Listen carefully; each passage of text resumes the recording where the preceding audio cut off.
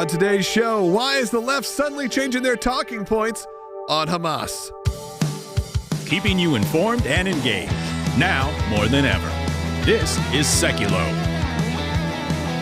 And now your host, Logan Sekulow. Welcome to Sekulow. We got a packed show for you today, and one of the big questions we've been asking is why all of a sudden are people like AOC going to social media, Will, and seem to be changing their tune? That's right, Logan. So as we saw, and as we've talked a lot about things like the protests in Iran this week, as they continue to get more bold from the people on the streets there, you're seeing support for the people in the street from members of the Democrat Party, which previously had not been so bold, but also they changed their tune on Hamas, on people openly supporting a terrorist organization in the streets of New York.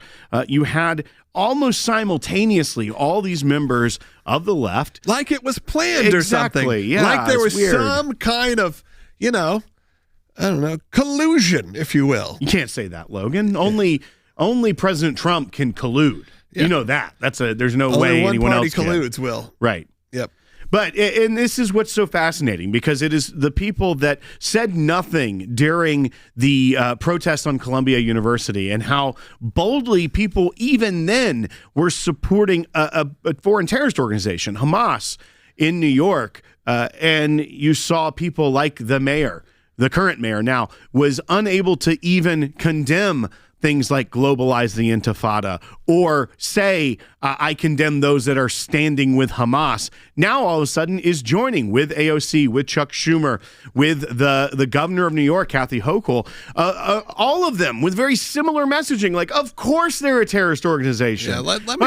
This isn't that hard. We can say this. Yeah, and it's very shocking that it's happening now, but also there has to be a deeper motive. Yeah, I mean, this was from AOC just a few days ago. Protesters took to Queens, as they do. And look, it's not like this is new, that there have been protesters talking about what's going on in Gaza, specifically even Hamas. Protesters in Queens started chanting, "Say it loud, say it clear, we support Hamas here." AOC reposted that on X and said, hey, so marching into predominantly Jewish neighborhoods, by the way, this is probably in her district, I would assume, right. And leading with a chant saying we support Hamas is disgusting and an anti-Semitic thing to do. Pretty basic. This is a major change in tune. Look at the comments on that. Most of them are her supporters saying, how dare you? You've turned on us. Who got to your account? Who hacked you? You know why? Because even their supporters agree with those protesters, likely. So what is it? Is it a change in polling numbers? Is there the thought that if you say this about Iran, we know that whatever will be the new Iranian regime will likely be a little bit friendlier to Israel, a little bit more friendly to the United States? Hopefully. That's the goal. Hopefully, as you have that, as it has been in the past. Maybe that's their thought process. I don't know. But we're going to keep breaking it down. We're going to talk to experts on this. We're going to hear from a lot of people because it is one of those curious cases that things have changed. And with that, the ACLJ has been on the forefront of supporting Israel for decades. Long before it was cool, and certainly now that it's not cool, we are still there supporting the state of Israel. And again, that doesn't mean you agree 100% with anyone's political administration. What that means is you support the right for the country to exist, that a Jewish homeland exists. A Jewish homeland, by the way, that is home to Christians, that is home to Jews, that is home to Muslims, to Baha'i, to people of all religion or no religion at all. You can be an Israeli. Doesn't mean you are Jewish, even religious at all. That's not true really outside of many of the other countries in the Middle East, where religious persecution is one of the top issues that we've had, and we've worked directly. That's true even in Gaza, where, of course, there's always talk about the Christians in Gaza. We've helped those Christians in Gaza. You know where often they escape to? Israel, when they need to. With that, I want to encourage you to go to aclj.org. Support the work that we're doing here. It's not just about this show you hear each and every day. We also have an incredible legal team. We have the best media team and the best legal team because people like you support the work. It's not coming from major sponsors. It's not coming from major donors even. I mean, yes, there are some major donors. There are people who love this show and love what we do with our legal work.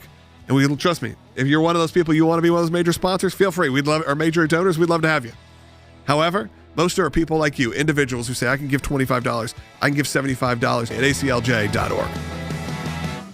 Broken windows reveal scorched Torahs, charred bookcases, and destroyed offices inside Jackson, Mississippi's Beth Israel congregation after a fire tore through the synagogue early Saturday morning. Video provided by the synagogue president shows how extensive the damage is inside Beth Israel after investigators say somebody set a destructive fire overnight Saturday to the office and library of Jackson's only synagogue. All the doors were locked, though. They couldn't right away tell what started this fire, but when an investigator got in, looked at the evidence inside, and then importantly was also able to look at building surveillance here and some of the cameras, they could tell then that somebody intentionally set this fire. They ended up finding their suspect at the hospital being treated for burns. The fire department told CBS News it is partnering with the Bureau of Alcohol, Tobacco, Firearms, and Explosives and the FBI, which is investigating the possibility of a hate crime.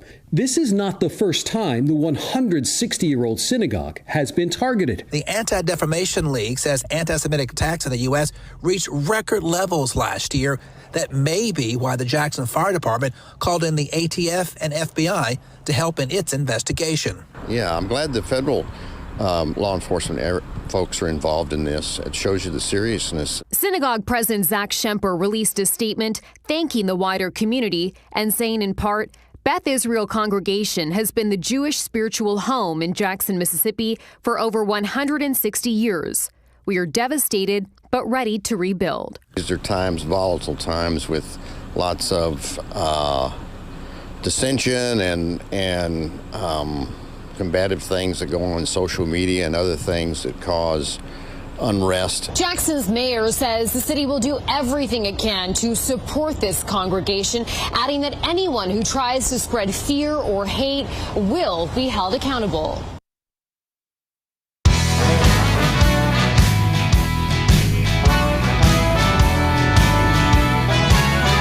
Welcome back to Sekulow. We got two lines still open at 1-800-684-3110. In the next segment, I'm going to try to take absolutely as many calls as I can. I know many of you have been on hold for nearly a half hour. We will get to you if you've been on hold for that long. Just stay on hold and we'll get to you. Jeff Balabon's joining us, head of ACLJ Jerusalem. Jeff, obviously a very interesting weekend, sad weekend. Again, we had a historic synagogue in Mississippi burned. Sounds like a headline, from 100 years ago at this point. It doesn't feel like this should be what we're seeing in America. And at the same time, we had some interesting rhetoric coming out of the top Democrats, some of them in New York City. We'll discuss those because they just feel about time, but also feel why now. But let's start at least with that unfortunate, not unfortunate, it's a horrible word, that horrendous attack once again on a place of worship, and specifically it being this historic synagogue in a state like Mississippi, one that doesn't necessarily need the PR for anti-Semitism. Well, I mean, people are making much of the fact that this is not the first time that this synagogue was attacked. The synagogue was attacked in the 1960s by the Klan as well.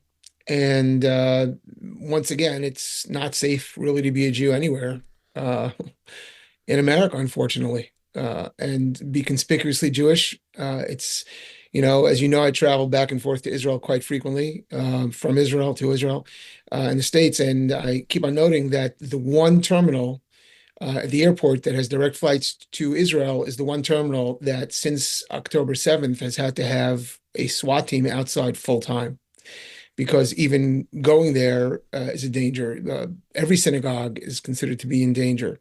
Every kosher restaurant, every place Jews congregate is considered to be in danger. This is very painful to see. It's very frightening to see. And it's also painful to see that the mainstream media didn't really cover this for the first 24 hours. It wasn't covered at all. Yeah, I think a lot of people, I sent Will the article, the morning after, a few hours after, and look, for some of us, that's kind of in our algorithm, if you will, unfortunately, right. When these things happen, if you're following certain accounts, you'll see this come up. But no, it made very little news. It made very little news about this. And of course, thankfully, it doesn't feel like, people were injured or anything like that. So that obviously does lead to that. But you'd think it would at least pop up a bit more. And at the same time, Jeff, I was, on X looking at this, and there was, the calls, specifically there were the Iranian protests that were happening this weekend, the people of Iran. That's great. That's happening. There's some good things happening in that world. But there was also protests in Queens. People were chanting that they supported Hamas, say it loud, say it clear. We support Hamas here. And then you had a response from AOC, of all people, AOC saying, hey, so marching into predominantly, it starts with hey. So marching into predominantly Jewish neighborhoods and leading with a chant saying we support Hamas is a disgusting and anti-Semitic thing to do. Pretty basic. This is the kind of thing we would have loved to have had a couple of years ago. It does feel a little too late that now they're in your neighborhood. What happened here? Have polls shifted? I mean, it feels like there's these moments, because now we also saw response from Mamdani. There are moments where it feels like the narrative maybe gets shifted. And look, I'm all for her saying that. I did repost it and put, about time, but Kenneth Copeland, I say it's about time, because it does feel like not only a little too late, but it just feels a little maybe opportunistic in a weird way. Again, I want to condemn her saying it. I'm happy she's saying it. I'm not. Honestly, this is gaslighting. There's no question about it. It also took them a long time to react to this. Mamdani took him also many hours, and a lot of criticism and complaint that he was being silent when there were pro-Hamas chants. And let's be very clear. Being pro-Hamas isn't being critical of Israel. No. And going to an American Jewish community, which has nothing to do with Israel. It's a foreign country. Jews in America are Americans. And, but this has been happening and people think it's normal and just it's become part of the entire background. That's what we work on at ACLJ. It happens at places of work. It happens in universities. It happens on the streets. People just walk up to somebody they think is a Jew and starts attacking them with whatever the excuse is. And it took them a long time. But no, in politics, we talk about the Overton window, which is acceptable to talk about in politics. Most things, are fine to talk about. Some things are considered too fringe or too radical or too crazy or too evil, too immoral. And that window sometimes shifts dramatically. And so what I think is happening here is that with the election of Mamdani, who was an overt anti-Semite, there's no question about it. And he stands for everything anti-Semitic, and he hates Israel. And he was very supportive of the whole, he wasn't going to condemn globalize the Intifada. What does globalize the Intifada means? It means enact brutal murder against Jews all over the world. That's what globalize the Intifada means. It doesn't mean anything else. And he wouldn't condemn it. I think they've realized that his election has so shocked and alarmed people, even the reliable leftists, even groups like the ADL, which claims to be against anti-Semitism, but somehow only sees it when it's on the right and never saw it on the left. They've had to react to this because it's so extreme. And so the Democrats, I think, are beginning to reel back on how extreme they've become. The Mamdani thing is a shock factor. And so I think now people like AOC has been leading the charge against Israel and the Jews now for quite a while. When she came in with the squad, she was very much part of that. I think they've realized that it's gone too far politically for upcoming elections. And so what we're seeing now is gaslighting. It's not helping the Jews. It's not fighting anti-Semitism. It's pretending that they care when in fact everything their actions have done until now and continue to do supports Hamas's agenda here in America. And Jeff, it's not like this is the first time in New York over the past few years there have been major protests where slogans supporting directly Hamas, not just globalize the Intifada, which we know what it means, but directly supporting Hamas. Going all the way back to Columbia when they were saying, leave the students alone that are shouting that they support Hamas. Don't send the NYPD there to stop this, where they're harassing and targeting Jewish students. This has been going on for years, and they were silent about it. But now it isn't just AOC. That's what we need to point out to people. This is coordinated. It is a Democratic op that's going on, because you have the newly installed mayor of New York, Mamdani, who said that chants in support of a terrorist organization have no place in our city. You have AOC, which we talked about, Chuck Schumer. Let's be clear, Hamas is a terrorist organization committed to the destruction of Jews while imposing its brutal rule on Palestinians. Letitia James, Hamas is a terrorist organization. We don't support terrorists, period. The governor, Kathy Hochul, Hamas is a terrorist organization that calls for genocide of Jews. Senator Gillibrand, Hamas is a terrorist organization committed to the murder of Jews. It's all coming down from the same talking point. They all posted this within an hour of each other. This is not organic reaction to what is horrific, but seems like people got desensitized to in New York. This is a political operation happening. And I mean, I would venture to bet as well that not only are they being opportunistic, not only are they seeing some polling numbers that they can maybe exploit, but my prediction is they're going to flip it and say, look at the Tucker Carlsons, look at the Candace Owens, as they go into this midterms, You know who the real anti-Semites are? It's conservatives. It's Tucker Carlson. And don't disagree with that statement. However, wrong. But they are trying to now, as you said, gaslight the American people. Yeah, I would say Tucker has lost any right to call himself conservative, and there's only conservative about Tucker. Fair. But yeah, I think you're right. I think they're going to try and point, as they do, to the other side. And by the way, both sides need to be careful about this. Politicizing it doesn't help the Jews, doesn't help America, and doesn't help the war on Judeo-Christian civilization, which all of these guys are fighting the same war, whether it's the Islamists or the progressives or this new Tucker faction that call themselves Christian nationalists, but seems to have very little tolerance for much in the way of Christians and this country. And they talk about Judeo-Christian as blasphemous and satanic. So it's all the same. But yeah, this is clearly coordinated political messaging. We're all very familiar with this. This is, and it's gaslighting. I mean, it's adding insult to injury. This is not protecting the Jews. It's not protecting America. It's further undermining it for political reasons. And it's very, very dangerous, and it's very frightening. And the fact that they've decided, oh, well, under the polling, Hamas is something which is bad enough that we can, use them as though they're the bad guy. The other thing they're going to do is this particular faction is going to equate, the Israeli leadership with Hamas, which is, they're already kind of doing that in the weeks leading up to this, right? With Mamdani saying that he would arrest Bibi or others if they came into New York. And so this is trying to recalibrate the narrative in a way that's very dangerous, because it's all gaslighting. It's all lying to us. These people do support the genocide of Israel, the annihilation of Israel. They've done it all along. But so it's a dangerous week. So from just to wrap up these two parts of the same story, which is the mood in America is extremely dangerous right now.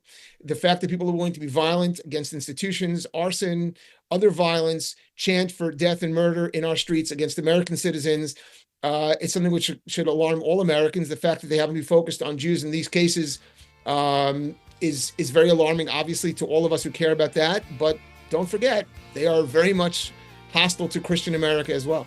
That's right, Jeff. Thank you so much for joining us. Always great to have your work in support of ACLJ Jerusalem. Again, when you support the work of the ACLJ, you support people like Jeff in the offices that we have there, and making sure that we are supportive of not just the Israeli people, but the Jewish people here in America as well. With that, we're going to take a lot of your phone calls coming up. We have a full bank. Well, one line open, actually. 1-800-684-3110. Get in line. Some of you have been on hold for close to 40 minutes. We will get to you. I promise. They'll be next. Stay on hold. We'll be right back with more on Sekulow. If you want to support the work of the ACLJ, support this show, go to aclj.org. We'll be back with more coming right up.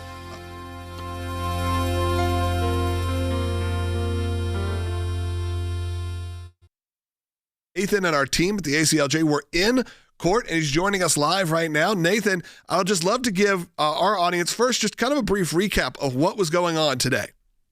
We just got out of court here in New Orleans, where we defended Stacey Barber, a teacher who prayed at the school flagpole. We just argued at the Fifth Circuit United States Court of Appeals, where we showed the court that this teacher was banned from praying anywhere where a student might see her. So we just argued before a 3-judge panel.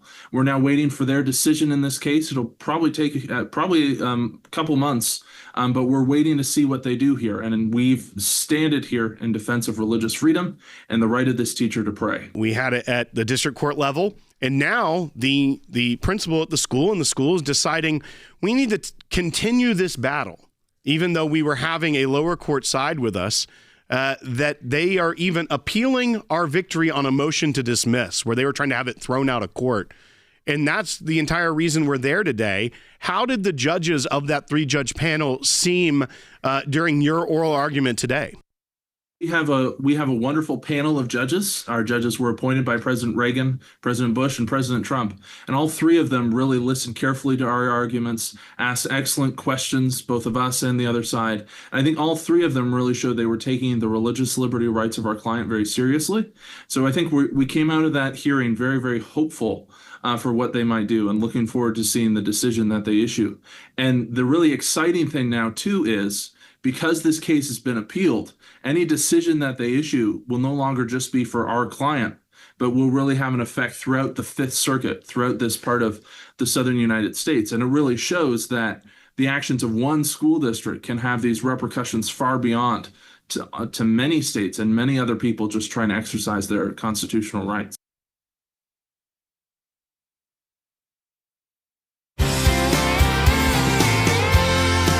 Welcome back to Sekulow. We do have two lines open for you about the attacks over the weekend, and the Mississippi's largest synagogue was burned. We also had a lot of interesting messages coming from Democrats. Actually seem to be condemning anti-Semitism for the first time in, I don't know, what feels like many years.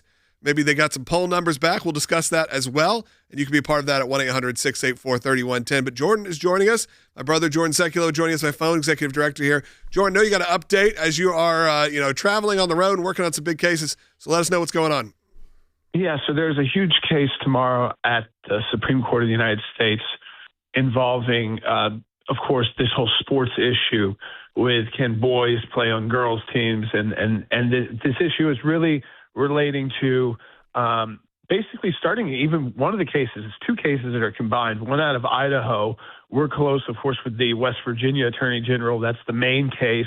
That's a case involving mostly high school sports, which is the crux of sports anyways, when it comes to the state level, before you get to the collegiate level where the NCAA would be the one in charge of all those kind of decisions. And people might have already thought that this was kind of decided because of some other moves by President Trump. But in fact, it's still being fought out. It's been fought out for 4 or 5 years. So West Virginia has the case that just says it's just basic. It's that if you're a boy, you play on the boys' team. If you're a girl, you play on the girls' team, and there's no crossover. They've taken this now all the way to the Supreme Court. They won at the lower court, at the district court, lost at the appellate court, and so now the Supreme Court has the ability to kind of settle this once and for all for the entire country. And I'm really proud of our Attorney General, who's a ACLJ alumni, J.B. McCuskey, and his team in West Virginia, leading the charge there to kind of finalize this. And I think that really people, Logan, when you talk to people about this whole issue, it's even past kind of this trans politics issue. It's really about kids in sports and safety, and especially women's sports, and protecting women's sports from boys or men, and in some cases men, 18-year-olds who might not be good enough or weren't the best on their men's team, but could be the greatest and set all the state records if they decide to be on the women's team, and all the issues that involve, the injuries that involve. So I think once and for all, the Supreme Court now has a chance before it in a multi-hour oral argument tomorrow to finally make that decision, which I know for so many of us who have children, especially daughters, want to know that Title IX was there to protect them and their the sports, and so that they can play those sports amongst themselves, amongst equal athletic ability. And it's still very difficult to make those teams. Even in high school, you have to be a great athlete. But again, people might have thought this was kind of over because of executive orders and other kind of decisions by the statements by states and presidents. But in fact, most of these laws have been stopped by lower courts. So this is the chance for the Supreme Court to put an end to this, hopefully, once and for all, which seems crazy that we're even having to argue it in 2026. I think you bring up an interesting point, because President Trump has certainly been one of those presidents that will make some big statements and will call for a lot of things. We saw them over the weekend. We saw even things like, hey, we're going to make credit card interest rates no more than 10%. We saw big businesses, the big corporations can't start buying up single-family homes like they've been doing. Whether you agree or disagree on that, I think we can have a whole different discussion on what that looks like and whether the legalities are. But he makes a lot of these big statements, and some of them can happen, but some, as you say, then get fought out after those are made. Right. They get fought out after. And remember, this initiated with some of the college funding. Now, these cases involve elementary and high school and middle school, so more what the state controls directly. Colleges and the NCAA have already been implementing their own rules, and there was a lot of talk about that with federal funding tied to it. Remember that with California and Gavin Newsom and back and forth there. So on some of these issues, yes, it's been settled, but it has not been settled yet at the high school level and even at the elementary level. And I think that this case, it presents the Supreme Court, why they're taking 2 hours with it tomorrow, the opportunity to finally say, to come down to this. And we hope, the reason they took the case, which, again, West Virginia lost on appeal. So the Supreme Court decided to take the case, knowing that the lower court decision that held would say, no, you can't that you can have these boys play on these girls' sports teams. That they took the case. That's always a good sign. It doesn't mean you're a guarantee a win, but we're just proud of our alumni and someone we work with very closely still at the ACLJ with the West Virginia Attorney General's office and his Solicitor General and their whole team, that they are literally leading the charge on this case. And again, that can kind of, I think, settle it for everyone. And I think it should be settled for everyone. And I know that as someone with two daughters, and Logan, you with two daughters as well, that this is something, again, that just needs to be really not be an issue. It shouldn't even be a discussion. It's, if you're a boy, you should play on the boys' sports team. If you're a girl, you should play on the girls' sports team. We don't really need to get into the complications of sexuality or anything like that. This is just about sports. And fairness. And Jordan, I think, once again, I want to bring up what you said about the Attorney General of West Virginia, J.B. McCuskey, who many people on this broadcast have seen many times on this show over the years, even before when he was state auditor out of West Virginia, but also the importance of what we do here at the ACLJ when we have individuals that are ACLJ alumni, that they come, they work here, they get those chops, they know about which types of cases to take and how to fight for eventually the people of their state, but how that still ends up leaving a lasting legacy, not just on wherever they go next or wherever they serve next, but for the entire country, that it's important that strong conservative lawyers like JB, who come out of a system like the ACLJ, are able to continue to impact the entire country going forward. They know the arguments to make to win. I think that's what we do at the ACLJ. It's not just about getting controversial cases. That's pretty easy to do as a lawyer. You can go and find controversial clients. People do it all the time, and they get lots of media attention for it. This is about winning for the right reasons, and the right reasons here are not to be nasty to people who may be going through some problems in high school or even lower, or whatever their parents are pushing on them. It's about protecting the other people who play on the team. Your daughter, that makes sure that, if they're at the top level, they're the ones that can set the records. And they're not going to have some 18-year-old boy decide he's going to be a girl for next year and, set state records that can never be beaten again. So this is about, I think, righting a short-term wrong in our country that has just been ridiculous. And West Virginia, like you said, Will, brought the case for West Virginians, but it's made its way all the way to the U.S. Supreme Court. And because of that, the Attorney General, J.B. McCuskey, his Solicitor General, they will, with a victory here, again, could set the stage for the future, so that this is no longer an issue. And I think that's where the majority of the country is. I think most people, if they can take their politics out of it and just think about the sports aspect, they understand the locker room situation, they understand the strength situation, the testosterone situation. They get it. And so we will give you updates. It's going to be a long case, so we might not have updates from the case on the show until Thursday. If we do get some updates while the show's going on tomorrow, we'll try to get them to you. All right, with that, we have a second half hour coming up. Thanks, Jordan, for joining us. Jeff Balaban from ACLJ Jerusalem is going to be joining us. We also have a packed phone bank right now, so we're going to do our best to get to as many of these calls as we possibly can. So stay on hold if you're on hold. If you want to support the work of the ACLJ, aclj.org. It's a great place to do it. Find all the incredible free content. But, of course, if you want to support, great way to do it, becoming an ACLJ champion, someone who gives on a monthly basis. It's not just about this show you hear each and every day. We also have an incredible legal team. We have the best media team and the best legal team because people like you support the work. We'll be right back.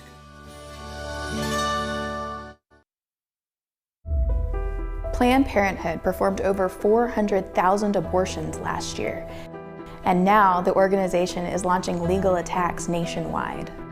Planned Parenthood has been filing lawsuits across the country attacking states and their pro-life laws. They're attacking laws that are here to protect the unborn, but also the women. In Massachusetts, Planned Parenthood has gone after the federal government demanding money, and the ACLJ has stepped in Massachusetts to protect the unborn. In Massachusetts, we're also defending pregnancy resource centers that are the brunt of a lot of these attacks. They're using lawfare tactics to overturn abortion bans that are meant to keep the woman safe.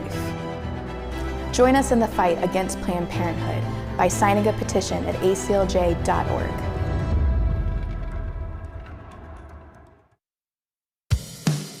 keeping you informed and engaged. Now more than ever. This is Sekulow. And now your host, Logan Sekulow. Welcome to Sekulow. We got a packed show for you today. And one of the big questions we've been asking is why all of a sudden are people like AOC going to social media, and seem to be changing their tune? That's right, Logan. So as we saw, and as we've talked a lot about things like the protests in Iran this week, as they continue to get more bold from the people on the streets there, you're seeing support for the people in the street from members of the Democrat Party, which previously had not been so bold, but also they changed their tune on Hamas, on people openly supporting a terrorist organization in the streets of New York. You had almost simultaneously all these members of the left. Like it was planned or something. Yeah, like there was some kind of,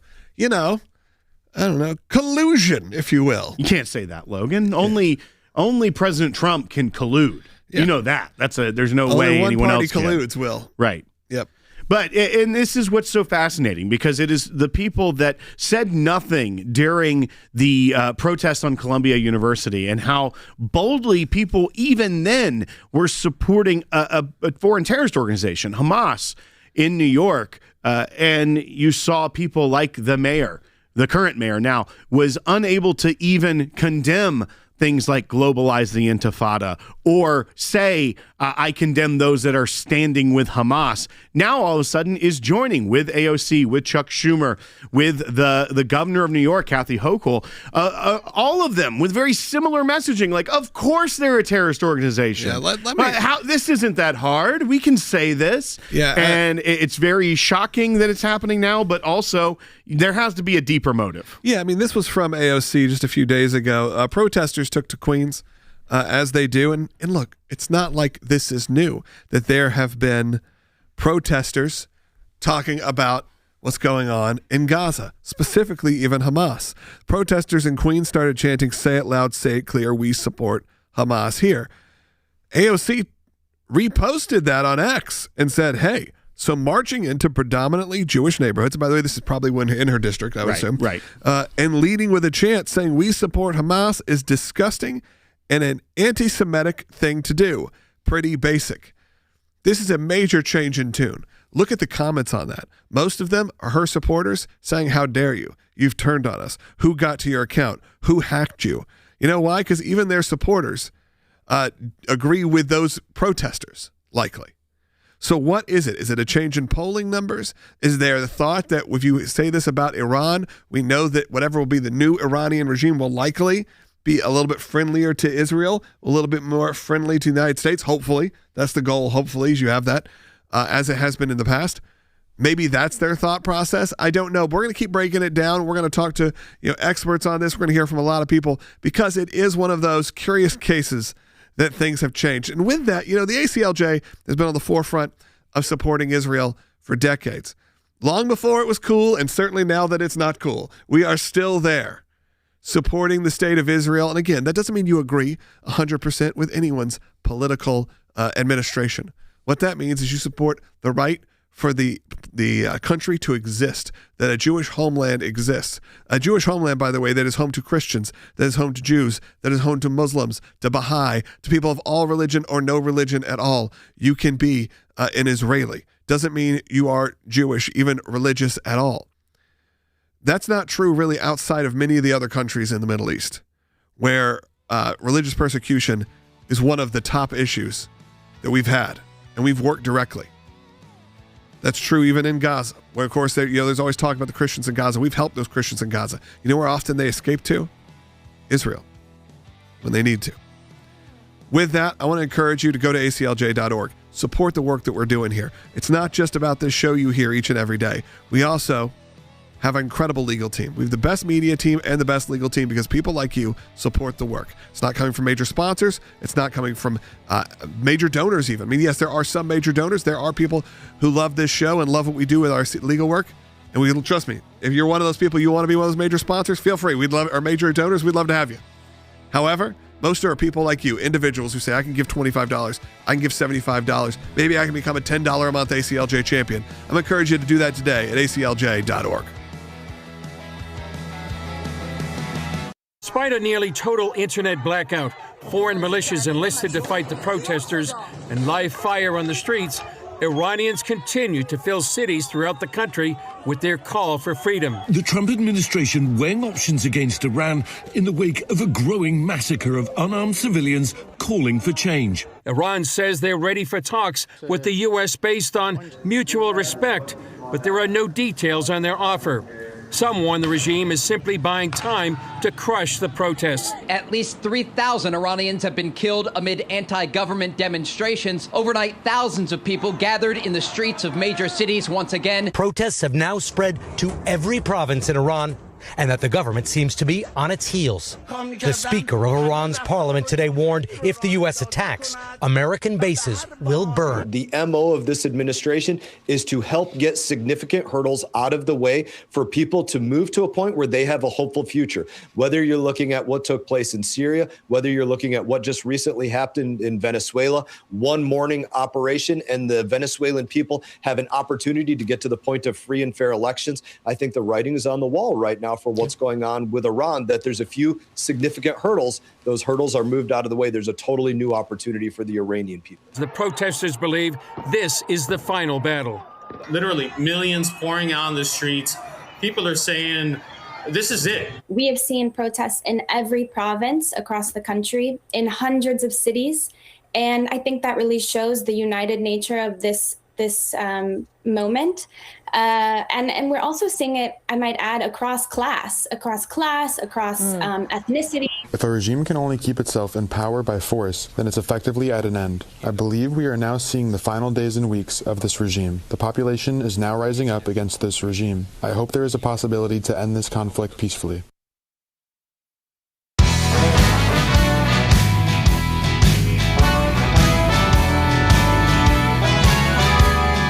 Welcome back to Sekulow. We got Rick Winnell joining us right now. And we have some phone lines open for you. If you want to be on the air in the next segment, we will take some calls to wrap up the show. That's at 1-800-684-3110. And it's been a packed show today, Rick. We've been talking a lot about what's going on in Iran as President Trump has made some pretty aggressive statements. But it's not necessarily the only thing we're covering here. We're talking about a lot that's happening. Well, it has been a wild week. Rick, what we're seeing coming out of Iran, the images, it's very hopeful.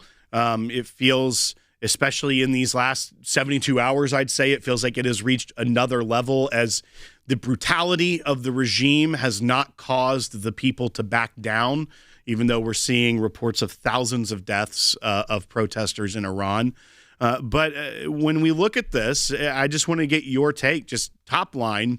How does this feel to you as someone who has studied this a long time, has studied the Middle East and understands these? To me, it feels like something is different and we're on the brink, and we see the president supporting the people of Iran, unlike what we've seen from some other administrations. Well, just to give a little context here, one of my first jobs in 2001 was at the UN. I was the top political appointee and spokesman for the U.S. at the UN. And we've been talking about Iran ever since 2001 and even before. The one thing I think people need to understand is that this is not a easy situation. It's incredibly difficult. Remember that Iran is the number one funder of terrorism. They fund the Houthis in Yemen. They fund Hezbollah in Lebanon. They fund Hamas in multiple places. And we know very clearly that this Iranian regime is always looking to wreak havoc and terror, especially on Americans.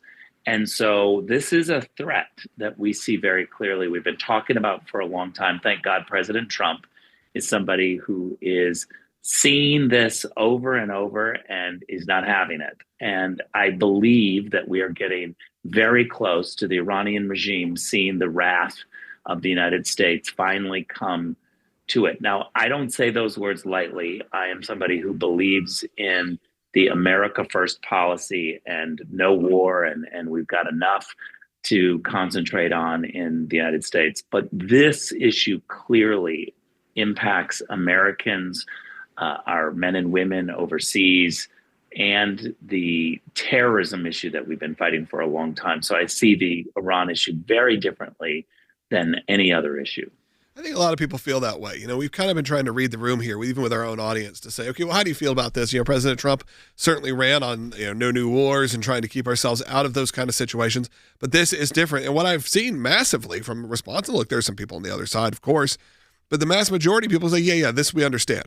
We understand why this is different. Like we've said many times, it's easy, maybe if you are of a certain age, including even our age, to say, I don't remember a time when Iran wasn't what it is now. But for those just slightly older, they do remember a time when Iran was a thriving nation. And you have other countries, you have Israel, you have a lot of people on board saying, look, there would be nothing greater than for us to have this return back to what it once was. And most people have had incredible interactions with Iranian people, with the Persian people in America, people that had to flee. So I think what we are seeing is a very different point of view to even some of the other ways America has gotten involved in the foreign stages in recent years. We're seeing a pretty overwhelmingly a positive response.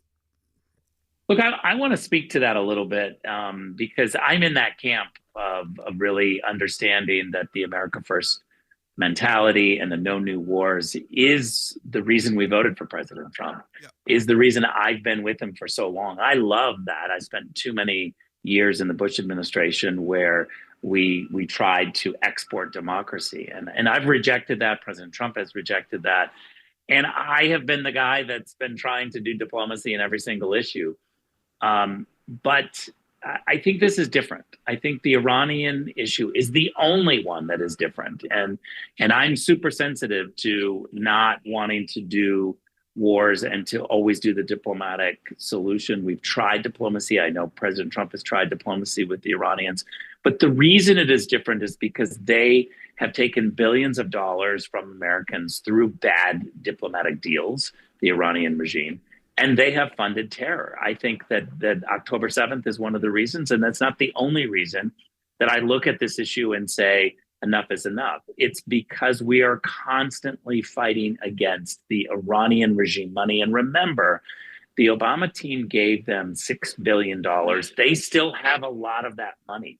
We are faced with 20 years of more Iranian-funded terror because of the money that they have received from the Obama and the Biden administrations. So we are faced with a very real threat going forward. We know that they've constantly wanted to do terror and terrorism against Americans. This is going to get worse unless we deal with it. This Iranian regime has demonstrated over and over they are a threat to Americans. And I see it very clearly. We've tried diplomacy. I've been a part of the JCPOA. I've tried doing the diplomatic push. I am not somebody who has advocated for any type of military action over the last 20 years. And I'm not suggesting that we immediately do that with Iran, but I am suggesting that President Trump is right to confront this issue because of the terrorism. And I fully support that he is losing his patience on the diplomatic end. Rick, one of the interesting things about this story, too, is how little I feel like attention it's getting from the media. And we are starting to see some on the left, even AOC, coming out and saying, I stand with the protesters. They deserve to be able to protest their regime there, something that is a lot further than President Obama went with the protesters in 2009, at least saying that she supports them. So we're at a time, though, where it's not getting that much coverage in traditional venues. If you look back at the revolution in '79, it was front page in every newspaper in America every single day. Now, obviously, there was also a hostage crisis that followed that, that did have American interest right on the front page as well. But then even with the JCPOA, that was endlessly discussed, endlessly given ink on the newspapers of America. And I feel like maybe there is protest fatigue within Iran, but I don't know. It feels different from an observer. I think we've had 25 years of talking about the Iranian issue, even longer, right? For those who remember the Iranian hostage crisis. But in terms of the nuclear issue, in terms of the terror, it feels like my entire adult life in foreign policy, that's all we've ever talked about is the Iranian issue. And I think the media is probably getting bored or they don't know the new angle. I think you're right about that. However, my mother would tell you that I am a great contrarian to authority, and I've been that way my whole life. So when you tell me that AOC is supporting the protesters, immediately makes me want to rethink my position and say, what am I missing here? Because I'm supposed to be the great contrarian. I certainly don't want to be agreeing with AOC. Yeah, I mean, we had a statement she made just the other day that was like, if people walk into your city and start chanting that they stand with Hamas, that is purely anti-Semitic. And I'm like, okay, what's happening now? And I think I put that, I retweeted it reposted it with a Kenneth Copeland saying, it's about time. Because there are those moments where you go, okay, are they just reading the political tea leaves? Are they just saying that, we can't be, we can't go against everything happening in the Middle East? Well, let me tell you something about Rick Grenell. As soon as I hear somebody like AOC agreeing with me, it makes me immediately go down into my intellectual bunker to say, what am I missing? All right. Well, Rick, thank you so much for joining us. Hey, in the next segment, we are going to be taking your phone calls. I want to hear from you. We're also going to give you a preview of some of the work the ACLJ is doing on the pro-life front. You're not going to want to miss that. It's something that, while we're talking about Iran and we're talking about what's happening around the world, this is some of the work the ACLJ does from a legal perspective that you need to make sure you're paying attention to. And you can also get involved in many different ways, including brand new petitions that have just been launched over on ACLJ.org. So don't miss that. But right now, I do want to encourage you, if you haven't seen what we're doing in the pro-life sphere, there's a lot going on, and I want you to be a part of it. Last thing, though, I want to hear from you. There's thousands of you listening right now, thousands of you just watching on YouTube right now, but there are thousands of you, maybe millions of you who are listening to this throughout the day. I want you to give me a call, 1-800-684-3110. Get in line real quick. If you call in the next minute or two, we'll likely get to hear from you on air today. I want your point of view. When it comes to Iran, should we be getting involved? Or do you want the U.S., as Rick said, do you feel like there's some reasons that we should not be there? Same with what is going on all these fronts. If you have any questions or comments, good time to call in. We'll do our best to get to you. And that being said, I want you to go to ACLJ.org. I want you to sign that petition. I want you to scan the QR code that you see in front of you if you're watching on YouTube, Rumble, the Salem News Channel, however you get this video feed. By the way, you should be watching the video feed. Well, you get to see your pretty face, which is good. But also, you get full television-style production. It's a great, more interactive way. And, of course, if you watch on YouTube or on Rumble, there's a chat function. You can be a part of that whole community that has broken out there, and it's really always fun to see some familiar names pop up. We'll be right back with more on Sekulow.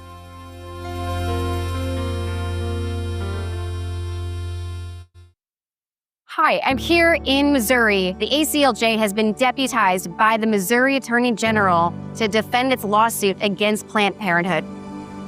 Planned Parenthood, in light of a constitutional amendment allowing unfettered access to abortion, is trying to say that sex-selective abortions are okay, that abortions for fetal diagnosis are okay, and that their clinics shouldn't have to sit and stand by the same rules that other medical clinics do in Missouri.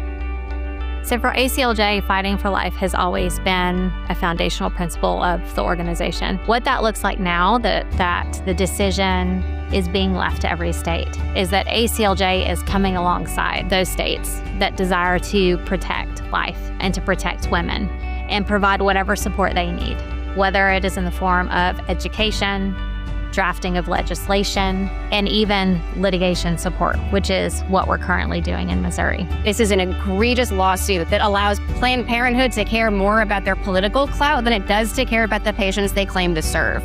Planned Parenthood has to abide by the same sort of medical regulations that every other medical clinic in the state has to. This case may be taking place in Missouri, but it's important to every single state. Planned Parenthood, if they're successful here, they'll go to the next state and then the next state. And each time it'll be easier and easier for them to circumvent common sense laws and pro-life values.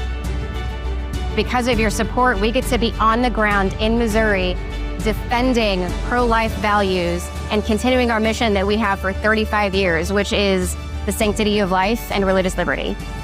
Our attorneys are in court these next 2 weeks taking on Planned Parenthood and the ACLU. Planned Parenthood is attacking pro-life laws nationwide. We're fighting back in every state. Stand with us now and sign the petition at at aclj.org.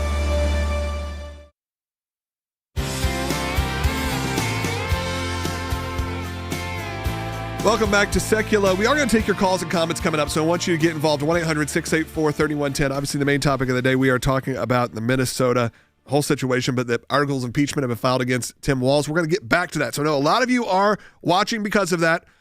So stay tuned. We're going to get back to that in the next segment. We are joined, though, by West Virginia Attorney General, a good friend of the show, an ACLJ alumni, J.B. McCuskey. And what a day you've had, and it's definitely a year, but quite a day yesterday, Will.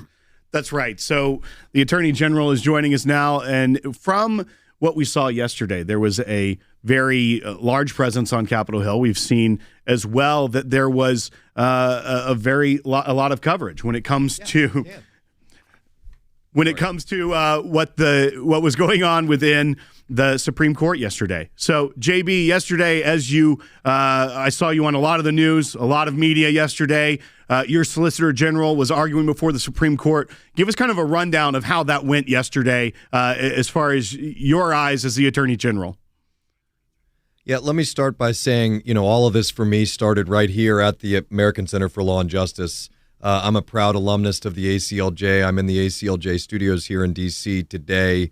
And I owe so much of what I have and who I am to Jay and Jordan and everybody here at the ACLJ. So thank you. And yesterday at the court, we had the ability to defend West Virginia's law that quite simply says that biological boys shouldn't be on biological girls or can't be on biological girls' sports teams, because we know that boys have an unfair physical advantage over girls. And Title IX, as well as the Equal Protection Clause, instruct us that we have to find safe and fair playing spaces for women, so that we can ensure that they have the same opportunities that men do and have had for the last 50 years.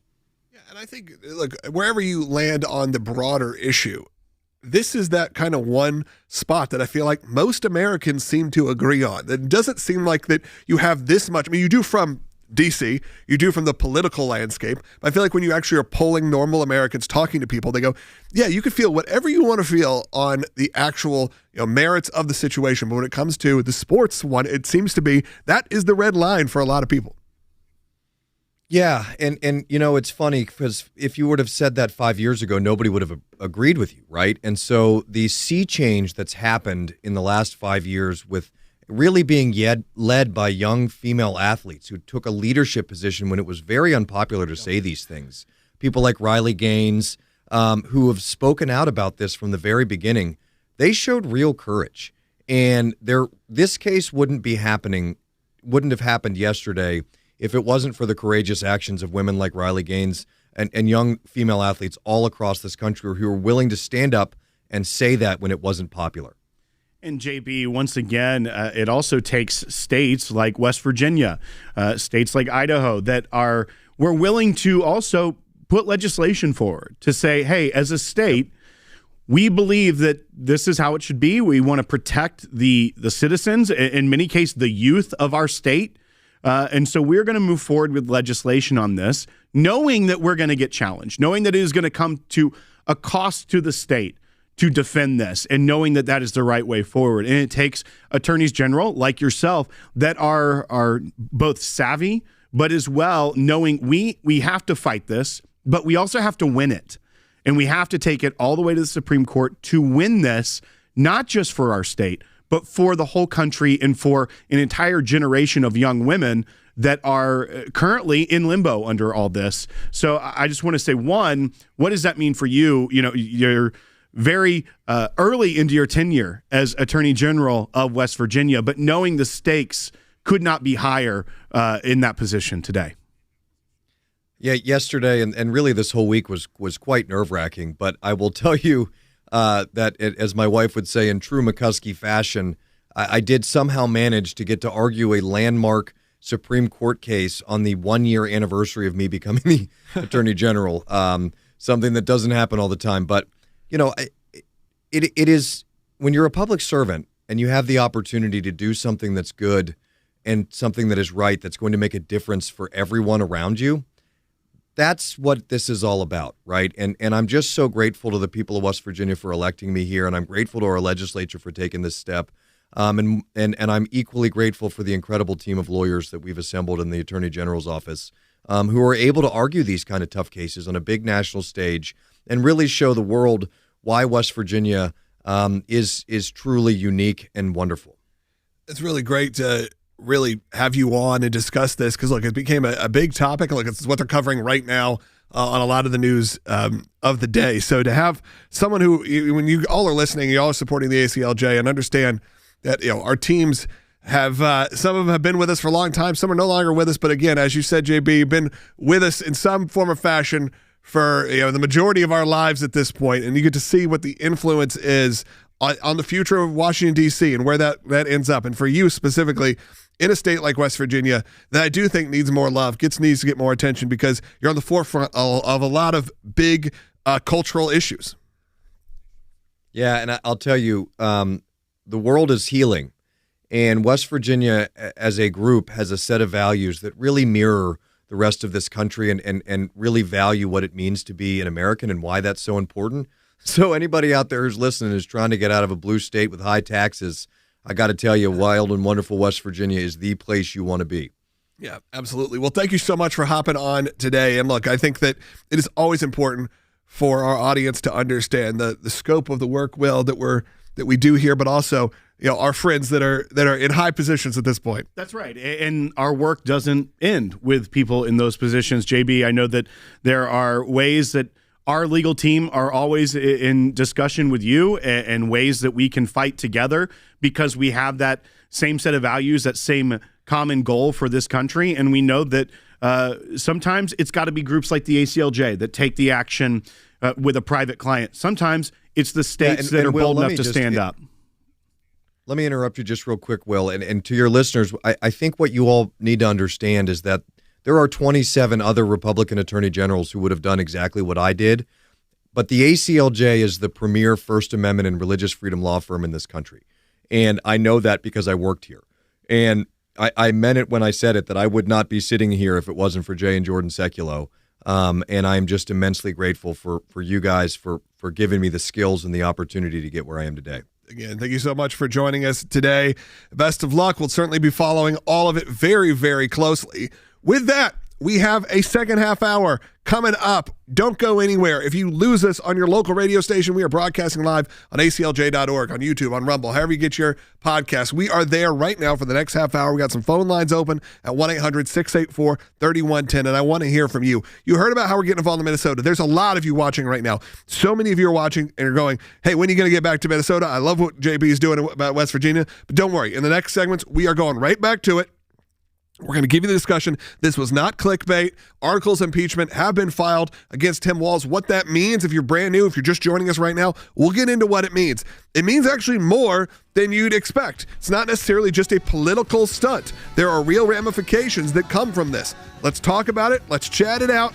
Phone lines are open at 1-800-684-3110. If you want to be involved, though, if you see what's going on in Minnesota and you go, Logan, I want to do something about it, you can be a part of our team.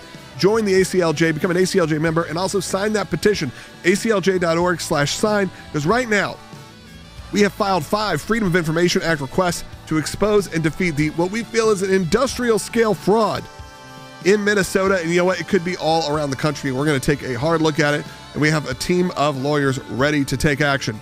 Be a part of it right now. That is at aclj.org/sign, where you can be a part of it. You can also become an ACLJ champion while you're there. Give a donation or give to us on a monthly basis. It'd be fantastic. That's going to do it. We'll talk to you next week.